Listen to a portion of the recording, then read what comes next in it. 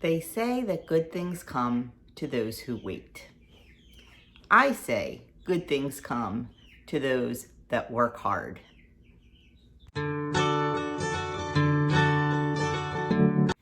Hello, my friends, and welcome back to my channel. Today is Wednesday, so it is weigh-in and meeting topic day. If you remember last Wednesday, there was no video because I had the stomach bug. And last Wednesday, was I up 0.8 or down 0.8? Now I forget. I'll have to go back and look. But anyway, this week I am happy to report, and last week I thought I had such a great week.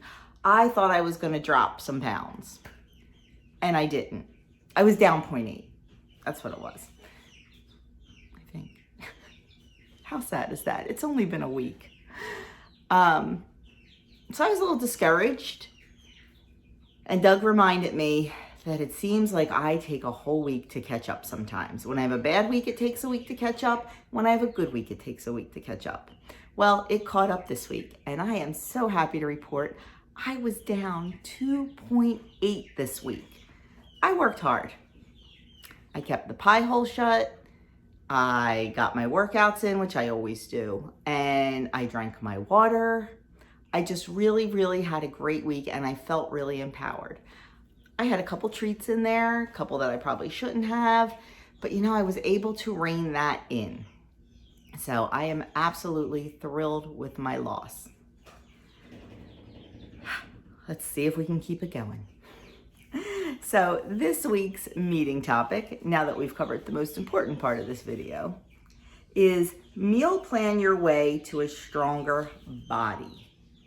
Now, if you watch my channel, you know I'm all about having a plan. I do not meal prep because I don't like reheated food. I like it fresh, but boy, do I meal plan. I love having a plan because I love to know how many points I'm spending on breakfast, on lunch, and on dinner. Because a lot of times we have a higher point dinner. So I like to know on those nights that we are having that high point dinner that I need to rein it in a little bit on breakfast and lunch. So meal planning is absolutely key for me. They want you to meal plan your way to a stronger body because this little series they're doing is all about strength. Last week it was about strength training. This week it's about building strength through your food. So what they want you to do is map out your meals. Dogs walking down the street. Sorry for that interruption. So they want you to try this. Map out your meals ahead to include options that boost muscle and bone strength. Step 1, think about when and where you'll eat your meals and snacks and how many smart points you will use. That's a no-brainer. Most of our meals are eaten at home, but man, last weekend we had a definite eat out a lot weekend.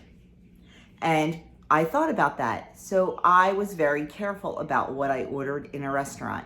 And did you know, I don't know if I said this on any of my vlogs, we went to Chili's the one day and they have, all the big chain restaurants now have to have calories on the menu. Chili's has high sodium warnings on their menu.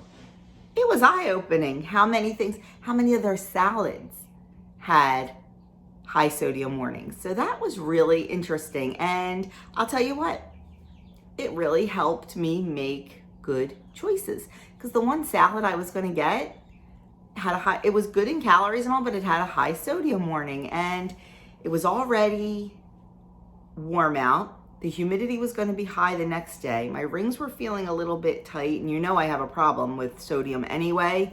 And I thought, you know what, I better avoid that because it's going to stick with me for a day or two. So I chose something without a high sodium warning. So I thought that was pretty interesting, but a little off topic there. So think about when, where, and what you're going to eat. And then step 2, they say start with a 0 or low smart point protein. Always build your meal around your proteins because proteins are going to help keep you full. They're going to help you build strength. They're going to help you build muscle. So Now they say a 0 or low point protein. I am not a 0 point protein girl all the time. I mean, yes, we love chicken. Who doesn't love chicken? And I love fish, but I love beef. Yep, and I am going to use ground beef. I am not going to use ground turkey or ground chicken because frankly, we don't care for it. The only time I use ground turkey is in my homemade sausage. I like it in that. I don't get it either, but we're beef people, and I've actually kind of shied away from using the 96% lean. I use more of a 93 these days.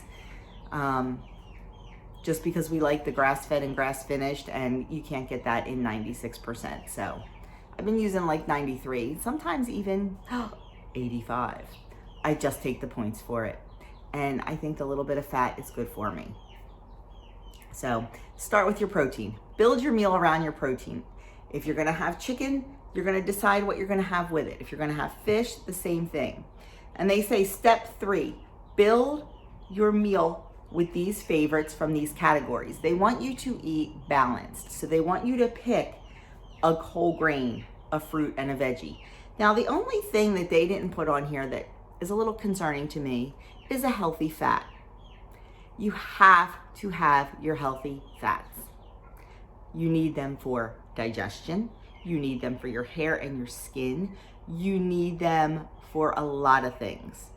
And you need them in there. So I know they're high in points, I get that, but you need that healthy fat. You need to eat fat to burn fat.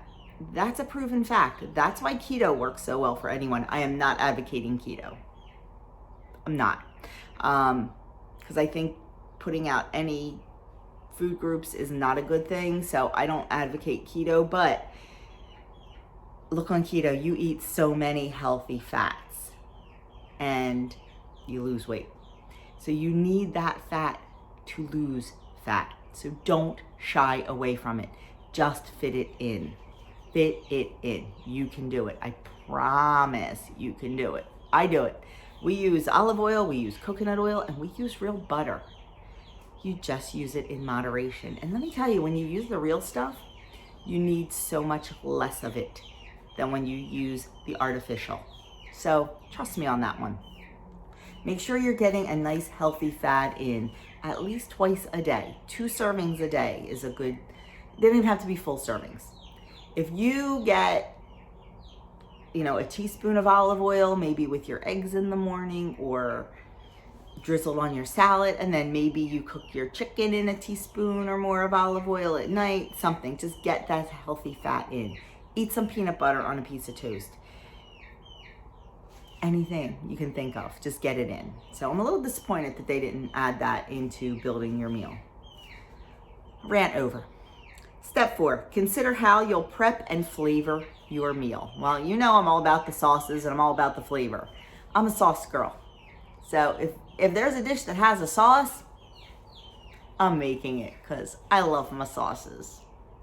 So you have to come up with a plan. You do not have to meal plan like I do, where I sit down and plan a whole month's dinners at a time. And then every week I sit down and plan my breakfast, my lunches, which never seem to work out, and my dinners. You don't have to do that. But